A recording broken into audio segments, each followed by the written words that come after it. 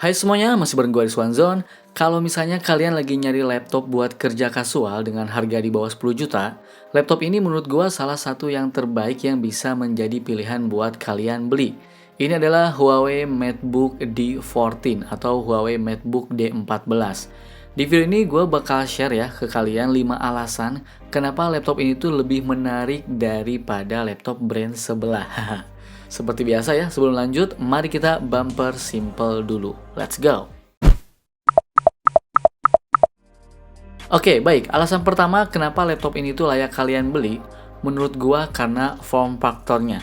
Laptop ini tuh jadi salah satu laptop paling tipis dan ringan di pasaran. Karena walaupun menggunakan material dari logam, tapi beratnya ini hanya 1,38 kg saja dengan ketebalan 15,9 mili. Punya desain yang menurut gue ini gua banget ya, dengan warna Mystic Silver, menjadikan laptop ini sangat terlihat simple, elegan, nggak aneh-aneh lah ya, tapi cakep gitu. Ya bisa teman-teman lihat seperti ini desainnya cakep ya. Dan untuk I/O portnya terbilang cukup lengkap. Di bagian kirinya ini tuh ada USB Type-C, ada port USB 3.0, dan ada port HDMI. Terus di bagian kanannya ini tuh ada port USB 2.0, audio combo jack 3,5 mm, dan sebenarnya sih bakal lebih komplit lagi kalau misalnya ada slot SD card atau ada micro SD. Karena laptop ini tuh cocok untuk kerja kasual, keyboard menjadi elemen yang sangat penting. Selama gue menggunakan laptop ini, untuk laptop dengan harga 7 jutaan, keyboardnya ini tuh sudah bisa memberikan pengalaman mengetik yang cukup enak. Overall, selama gue ya udah ngetik beberapa lama sih, kalau udah terbiasa ya, mengetik dalam durasi yang lama ini tuh bukan masalah menggunakan laptop ini. Sementara nih untuk touchpadnya, jujur ini asik banget ya, cukup lebar, terus licinnya itu pas dan responsif. Klik kiri ataupun klik kanannya juga enak. Pokoknya selama gua pakai touchpadnya ini untuk tapping, scrolling, bahkan sampai zooming, touchpadnya ini tuh sudah bisa menjalankan tugasnya dengan sangat baik. Nah, kemudian yang menjadi daya tarik utama dari laptop ini ada di layarnya. Untuk sebuah laptop dengan harga 7 jutaan, layarnya ini tuh sudah punya kualitas yang bagus. Hadir dengan desain full view display ya, berukuran 14 inci, menggunakan panelnya ini tuh sudah IPS dengan resolusi 1080 pixel dengan screen to body ratio mencapai 84% dan punya sudut pandang 178 derajat, sehingga menghadirkan visual yang lebih imersif, lebih luas dan lebih baik. Kalau diperhatikan, layarnya ini tuh punya bezel yang sangat tipis. Terlebih lagi di bagian atasnya tidak ada webcam, sehingga layarnya ini tuh sangat bisa tampil full view untuk menampilkan konten lebih banyak yang membuat nyaman pengguna.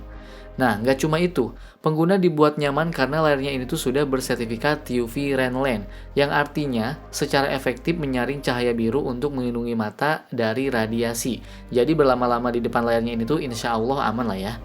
Selain layarnya ini tuh sudah sangat nyaman digunakan untuk bekerja, konten entertainment juga bisa ditampilkan dengan sangat baik. Layarnya punya karakter yang gua suka banget ya, cukup vivid, saturasinya juga cukup pas, dan kecerahannya juga tidak begitu tajam di mata. Selain itu, konten entertainment bisa lebih dinikmati dengan adanya speaker yang punya kualitas audio yang cukup baik di kelasnya. Nah, jadi buat cewek-cewek yang pengen nonton Netflix seharian di laptop ini, bisa banget.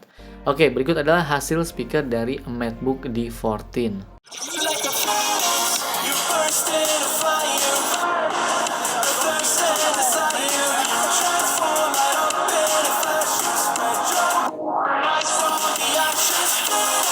Oke, baik. Selanjutnya, tentu yang menjadi alasan kenapa laptop ini layak dibeli ada di performanya. Memang sih untuk prosesornya belum menggunakan generasi ke-11, tapi untuk sebuah laptop dengan harga 7 jutaan, menggunakan prosesor Intel Core i3 generasi 10 menurut gua ini sudah oke. Untuk RAM-nya ini tuh menggunakan 8 GB dual channel dan storage-nya ini tuh 256 GB menggunakan SSD. Melihat dari skornya, laptop ini tuh sudah bisa digunakan untuk aktivitas pekerjaan kantoran dengan sangat lancar. Mulai dari browsing, ngetik-ngetik, bikin dokumen, bikin presentasi, buka email, ataupun menjalankan aplikasi-aplikasi kantor lainnya, laptop ini sudah bisa mengerjakan tugasnya dengan sangat baik. Layaknya pekerja kantoran ataupun pelajar ya, pasti sesekali pengen ngedit foto ataupun belajar ngedit video. Apalagi di zaman sekarang ya, bikin konten tuh ya wajib kayaknya ya bikin konten itu ya. Nah, gue coba nih edit foto menggunakan Photoshop ya. Untuk aktivitas standar nih seperti cropping, kemudian diedit warna dikit-dikit, terus kita kasih filter sedikit ya. Dengan layer yang gak begitu banyak, Aplikasi Photoshop ini tuh berjalan dengan lancar tanpa kendala. Dari sisi penggunaan, overall aman untuk aktivitas standar. Nah, selain foto nih, zaman sekarang tuh pasti pengen belajar edit-edit video di laptop kan? Nah, sekarang mari kita coba edit video Full HD 3 menitan saja, 3 menit ya, nggak usah lama-lama, menggunakan DaVinci Resolve 16. Ini adalah aplikasi gratis ya, tapi udah oke banget kalau menurut gua. Nah, videonya ini tuh beresolusi 1080 pixel di 60 frame per second. Kita set sampai 3 menit saja. Kemudian kita kasih lagu untuk backsoundnya. Terus kita kasih beberapa transisi. Terus kita juga edit warna sedikit ya, sesuai dengan selera masing-masing. Nah, untuk aktivitas standar yang ya standar banget seperti ini ya, laptop ini tuh bisa merender video 3 menit dalam durasi kurang lebih 10 menit. Nah, melihat dari hasilnya ini, gue cuma mau ngasih tahu nih, laptop ini tuh sudah bisa menjalankan aktivitas pekerjaan dengan sangat baik. Bahkan untuk digunakan iseng belajar edit foto ataupun edit video. Ya, bisa-bisa aja ya, cuman tentu dengan beberapa kompromi. Kalau dipakai ngedit video, laptop ini bisa digunakan untuk ya belajar-belajar ngedit aja, tapi tidak begitu nyaman, mengingat speknya bukan untuk editing video. Tapi kalau ditanya bisa, ya bisa. Kalau ditanya nyaman, ya belum tentu nyaman, gitu ya. Tapi inget ya, laptop harga 7 jutaan bisa kayak gini, menurut gue ini sudah oke banget. Kemudian selain performa, baterai di laptop ini tuh cukup awet. Laptop ini tuh punya kapasitas baterai 56 Wh yang diklaim Huawei bisa bertahan sekitar 13,2 jam untuk digunakan memutar video secara offline. Sedangkan untuk digunakan pekerjaan kantoran ya bisa sampai 13 jam. Dan kalau kita gunakan untuk browsing bisa sampai 12 jaman. Namun nih, secara real life penggunaan gua untuk ngetik dokumen di Google Doc ya, terus browsing-browsing nyari data, connect WhatsApp web juga, kemudian sesekali nonton YouTube, terus buka email, laptop ini tuh bisa bertahan sekitar 7 jaman saja.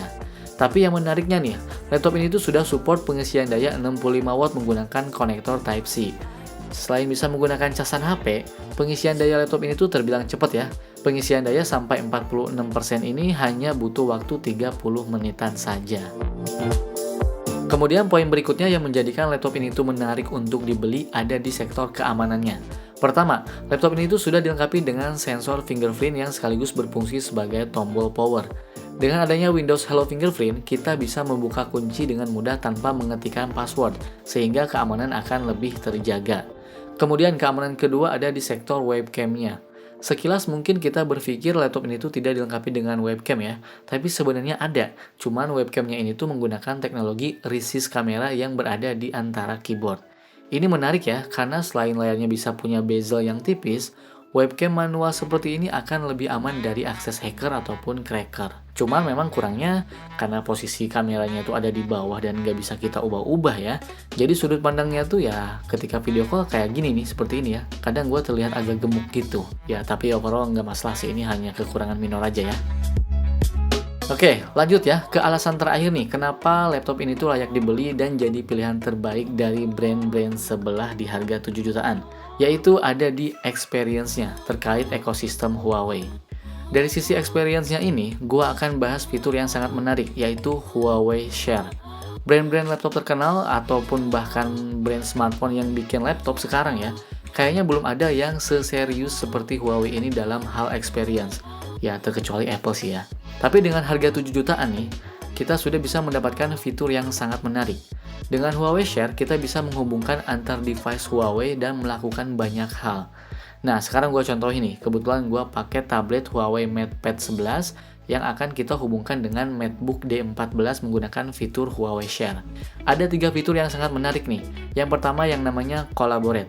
Dengan fitur ini kita bisa meng-copy paste data dari laptop ke tablet atau sebaliknya ya, dari tablet ke laptop hanya dengan drag and drop saja. Simple banget, ini enak. Terus ada juga fitur Extend. Dengan fitur ini kita bisa menjadikan tablet sebagai layar kedua, sehingga dengan adanya 2 layar ini kita bisa multitasking lebih kompleks dan nyaman. Terakhir ada yang namanya Mirror. Ini sangat menarik ya, karena dengan fitur ini melalui tablet kita bisa memberikan input ke laptop ya. Jadi kita bisa mengontrol laptop melalui tablet, atau mengontrol tablet melalui laptop. Ini keren banget. Nah, dengan adanya experience seperti ini, Huawei memberikan kemudahan pengguna untuk meningkatkan produktivitasnya dalam bekerja. Oke, baik kesimpulannya. Kalau kalian lagi nyari laptop di bawah 10 juta yang tinggal pakai, nggak neko-neko ya, laptop ini sangat layak kalian beli. Menurut gua laptop ini tuh cocok buat kalian yang kerja kantoran, buat cewek juga ini cocok banget ya, buat admin sampai buat pelajar ini cocok banget. Nah, paling itu saja kali ya video kali ini. Semoga bermanfaat. Kalau misalnya kalian ada yang mau tanyain, langsung aja DM gue di Instagram di @wiswanzon. Dan kalau misalnya kalian mau beli, linknya udah gua taruh di kolom deskripsi. Oke, gua pamit dan bye.